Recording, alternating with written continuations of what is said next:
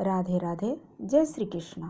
मैं अपने चैनल भक्ति विद उमा से आप सभी का स्वागत करती हूँ। आज आप श्रवण करेंगे मार्गशीर्ष मास का कथा अध्याय 1 और 2। इसे अगहन मास भी कहा जाता है। इस महीने में गंगा नदी, तालाब, कुएं, बावड़ी में स्नान करने का बड़ा ही महत्व है। इस महीने में प्रतिदिन सूर्योदय से पहले उठ करके स्नान करके लक्ष्मी नारायण की पूजा अर्चना, श्री कृष्ण की पूजा करनी चाहिए, क्योंकि यह महीना भगवान श्री कृष्ण को अति प्रिय है। उन्होंने स्वयं ही कहा था, इस महीने में जो स्नान पूजा अर्चना करते हैं उससे भगवान की प्रीति प्राप्त होती है, सुख समृद्धि का वास होता है, भगवत धाम की प्राप्ति होती है। आइए सुनते हैं मार्गशीर्ष मास की पहले अध्याय की कथा। सब बोलो भगवान विष्णु की जय, माता लक्ष्मी की जय, सर्व देवी देवता की जय। श्री सूत जी नेमिसारण निवासी समस्त ऋषि से बोले कि हे ऋषि, प्राणियों के अन्नदाता, जगत दाता, भूति और भुक्ति मुक्ति के दाता वासुदेव के कृष्ण जी के चरण कमलों में वंदना करता हूँ। श्वेत दूत में सुख में लिप्त लक्ष्मी के पति श्री विष्णु जी को नमस्कार किया।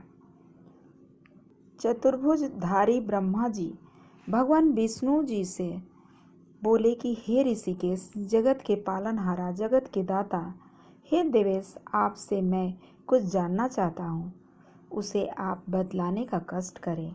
आपने पहले बताया कि मासों में मार्गशीर्ष मास है, इसलिए मैं मार्गशीर्ष का महत्व जानना चाहता हूँ। इस मास के देवता कौन हैं तथा दान स्नान किस प्रकार से किया जाता है, इसकी विधि क्या है, भोजन क्या करना चाहिए तथा पूजन, ध्यान, मंत्र जपने का क्या विधान है, यह सभी मुझे ज्ञान प्रदान करें। भगवान विष्णु ब्रह्मा जी से बोले, हे ब्राह्मण, मैं संपूर्ण लोक की भलाई के लिए बहुत ही अच्छा प्रश्न किया है तुमने, जिसको करने से समस्त फल मिलता है, समस्त यज्ञ दान का फल मिलता है। तुला दान से जो फल मिलता है उसी फल के भांति केवल मार्गशीर्ष मास के महात्म का पाठ करने से हो जाता है। स्नान, यज्ञ, दान, मौन धारण करने पर मैं मनुष्यों के ऊपर प्रसन्न हो जाता हूँ। यही समय महीने में अन्य महीनों में वांछित फल नहीं मिलता जो इस महीने में मिलता है। ये गुप्त बात मैंने तुमसे कही है। स्वतः निवास करने वाले देवताओं ने मेरे प्राप्ति के कारण जान करके अन्य धर्म आदि अपनाने से इस मार्गशीर्ष मास को गुप्त कर दिया गया है। जो मनुष्य कोई पुण्य करता है उसे वांछित फल की प्राप्ति के लिए मार्गशीर्ष मास में अवश्य पुण्य कर्म करने चाहिए।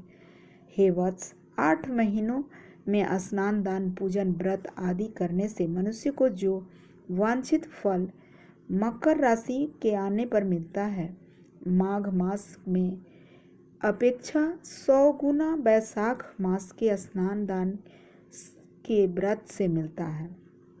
वैशाख मास के 1000 अधिक पुण्य कार्तिक मास में तुला राशि के आने से मिलता है। उसी तरह कोटि गुना वृश्चिक राशि में सूर्य के आने पर मिलता है। इस तरह से मार्गशीर्ष मास महत्वपूर्ण माना गया है और यह मास मुझे सर्वत्र प्रिय है। जो मनुष्य इस मास में सुबह उठकर स्नान, दान, व्रत करता है, मैं उसके हृदय में निवास करता हूँ। जो इस पृथ्वी पर तल पर नामक नंद गोप नामक हुआ, उस गोप को गोकुल में हजारों कन्याएं हुई। मेरे रोम में कन्याओं का चित्त मोहित हो गया। तब मैं कन्याओं को मार्गशीर्ष में स्नान करने के लिए कहा। मेरे कहने पर उन कन्याओं ने प्रातः काल स्नान किया, विधि विधान से व्रत किया। इसी तरह से इस प्रकार व्रत करने और उनके विधि विधान मंत्र जपने के कारण मैं प्रसन्न हो गया और वर के रूप में अपनी आत्मा दिया। इस प्रकार पहला अध्याय मार्गशीर्ष मास समाप्त हुआ। आगे द्वितीय अध्याय को सुनेंगे। श्री कृष्ण भगवान। आइए अब सुनते हैं दूसरे अध्याय की कथा। सब बोलो भगवान विष्णु की जय, माता लक्ष्मी की जय, सर्व देवी देवता की जय। राधे राधे। जय श्री कृष्णा।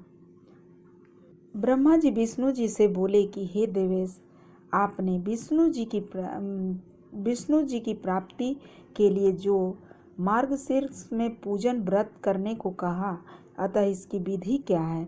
विष्णु भगवान ब्रह्मा जी से बोले, आलस को छोड़ करके नित्य स्नान दान पूजन अर्चन करके गुरु का ध्यान करे तथा मेरा स्मरण करे। मौन रहकर सहस्त्र नाम से भक्ति भाव से मेरा कीर्तन करे। उसके बाद दंत धावन आचमन करके विधि सहित स्नान करके ने के बाद तुलसी के मिट्टी को तुलसी के जड़ से मूल से लेकर के उनका मंत्र गायत्री मंत्र अभियंत्रित करे। मूल मंत्र से इस मृतक को शरीर में लगा करके तालाब या कुएं के जल में नाक डुबोकर जल के अंदर मंत्र का स्मरण करे या स्नान करे। करते समय स्नान तीर्थ स्थल का स्मरण करे। मंत्र जप करें। ओम नमो नारायण।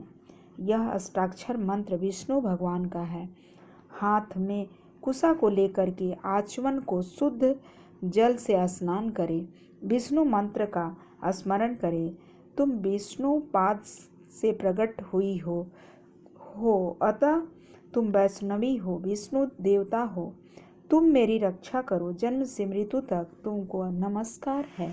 वायु देवता को उन्हें कोटि तीर्थ कहा गया है। अतः हे जानवी, स्वर्ग और अंतरिक्ष में तुम्हारा नाम नंदिनी है। वे सब तुम्हारे जल में वास करते हैं। देवताओं के यहाँ नलिनी नाम है तुम्हारा। दक्ष की पुत्री विंध्या, आकाश गंगा, विश्वागा, संसार गामिनी, ये नाम योगी लोग कहा करते हैं।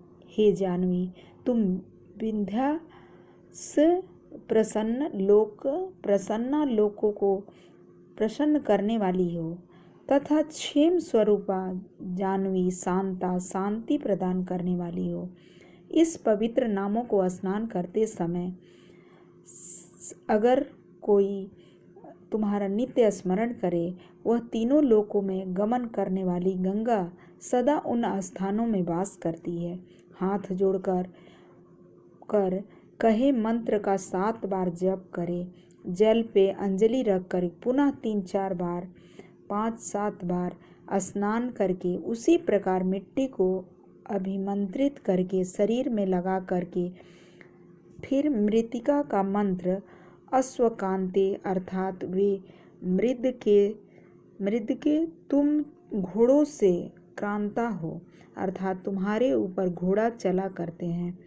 रथ क्रांते अर्थात तुम्हारे ऊपर रथ चला करता है। विष्णु क्रांते अर्थात विष्णु भगवान के चरण कमलों से तीनों लोकों को नचाने वाले हैं। वसुंधरे अर्थात रत्नों को धारण करने वाले हैं। मृतके, जो मैंने पाप किए हैं उन पापों का नाश करो। हे मृतके, सैकड़ों बाहु वाले श्री कृष्ण ने वराह रूप से तुमको ऊपर उठाया है। हे सुब्रते, समस्त प्राणियों की उत्पत्ति स्थान तुमको नमस्कार है। इस प्रकार विधि पूर्वक पूर्णतः स्नान करके किनारे खड़े होकर श्वेत वस्त्र धारण करके उसके बाद देवता पितर एवं ऋषियों का तर्पण करें। सफ़ेद वस्त्र पहनकर तर्पण के बाद वस्त्र को फिर निचोड़ दें और वैष्णव अभिमंत्रित करके मृतिका को ललाट पर लगाएं। ऊर्ध्व पूर्वक तिलक करें।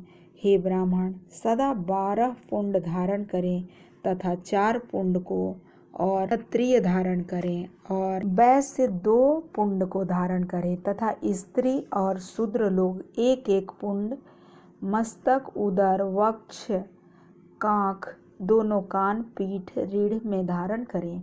जल में वासुदेव का स्मरण कर सिर पर धारण करें। इस तरह से पुंडों को धारण करने से मोक्ष होता है तथा जो तिलक धारण करते हैं वे उत्तम होते हैं। जो द्विज लोग हरि के साहवान के लिए इस तिलक को धारण करते हैं, यानी हरि के लिए इस तिलक को धारण करते हैं। इस प्रकार मार्गशीर्ष अध्याय 2 का समापन होता है। ओम नमो भगवते वासुदेवाय। अगर वीडियो अच्छी लगे तो लाइक दें, कमेंट करें, कमेंट में राधे राधे लिखें और सब्सक्राइब करें। ओम